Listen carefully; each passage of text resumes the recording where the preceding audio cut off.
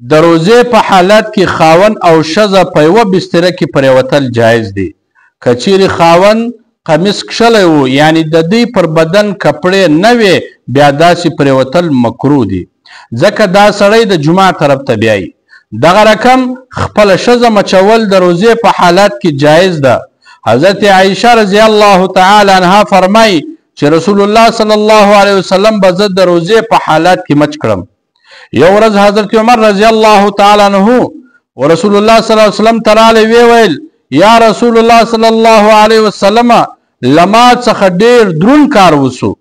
ما د روزې په حالت کې د خپلې ښځې څخه مچه واخیسته یعنی خپله ښځه مې مچ کړه. رسول الله صلی الله علیه وسلم ورته ویل که یو څوک د روزې په حالات کې په خوله کې اوبه واچوي په خوله اوبه وګرځوي آیا د ده روزه ماتیږي؟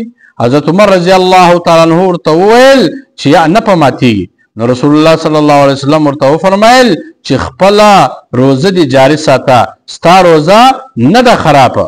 اوس که چیرې یو سړی کنټرول نسي کولی په ځان یې باور نه وي بروسه یې په ځان نه وي د انزال خطره وي د جمعه خطره وي بیا مچ اخیستل مکروه ده.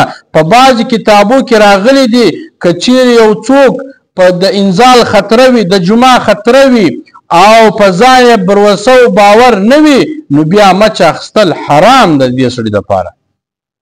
اوس یو سړی راولاړ سي یو ځوان وي او هغه د شفقت د مینه مچه د خپلې ښځې څخه اخلي په ځان یې بروسه وي باور یې په ځان باندې چې زه نه فارغه کېږم او نه جمعه راڅخه کېږي نو هغه ته جایز ده هغه ته دا جایز ده چې دی د خپلې ښځې څخه مچه واخلي.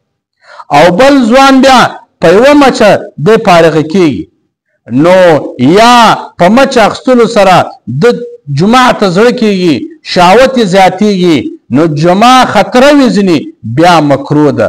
بیا به دا ځوان د خپلې ښځې څخه مچه نه اخلي چې د جمعه خطره وي ورسره د انزالېدو خطره وي ورسره. نو په دې وجه باندې په بعضې روایتو کې راغلی دي چې رسول الله صلی الله علیه وسلم یو ځوان د روزې په حالات کې له داسې کار څخه منع کړی ده. یعنی یو ځوان ته یې داسې ویلي دي هغه پوښتنه ځینې کړې چې یا رسول الله صلی الله علیه وسلم چې زه د خپل کور والا مچولی سم یا مچه ځینې اخیستلی سم نو رسول الله صلی منع کړی ده. هغه ځوان او یو عمر دراز صحابي ته رسول الله صلی الله علیه وسلم اجازه ورکړې ده.